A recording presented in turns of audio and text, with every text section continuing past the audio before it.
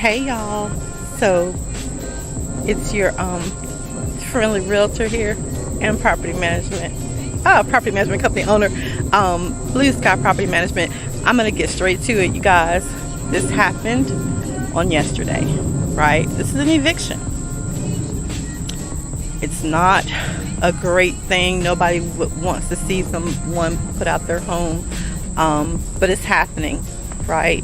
It's the state of the economy. It's what's happening in a lot of neighborhoods, right? People are actually being evicted, and it's not a pretty sight. And this is actually in a neighborhood that's about, these homes range about 300 and above in this neighborhood. And so, yeah, this is what happens. This is what happens when, our economy, things are happening with people and their jobs. I don't know the exact situation, of course, with this particular property. I'll turn it around too. It's like a really steep driveway. And it's more stuff, you guys. Look at all that stuff down there, right? It's really sad. This actually is a home that's owned by a company.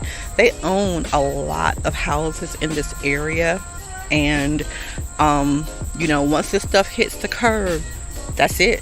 It's free game. Anybody can come and pick it up off the curb.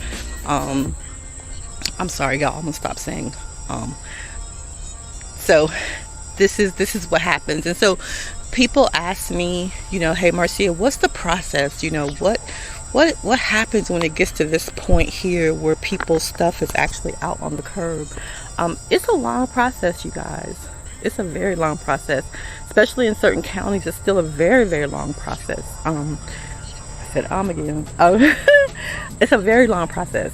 So you have to make sure that if you're the landlord, the owner, the landlord, that you're filing your paperwork, that your paperwork is in order, because if you do the eviction wrong, you can be in a world of trouble. So the very first thing that you want to do is that you want to make sure that you reach out to the tenants, the residents, and make sure that you're documenting everything, right? That you sent them a letter, the letter that they have to receive from you as either the property management company or the landlord, right?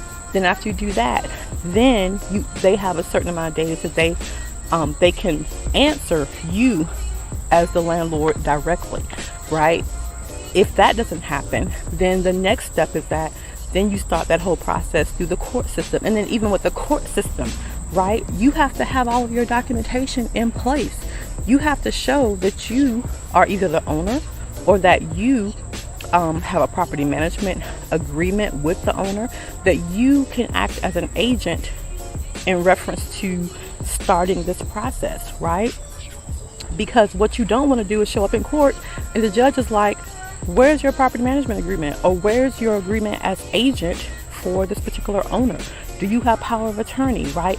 These things are very, very important, because judges do not take it lightly when you show up and your stuff is raggedy, because you wasted their time, you wasted the court's time, and you don't know what you're doing, and they're not going to sign off on an eviction that has not been done properly, right? So then they have a certain amount of time that they can answer once you file those the documents at whatever courthouse, whatever the county is.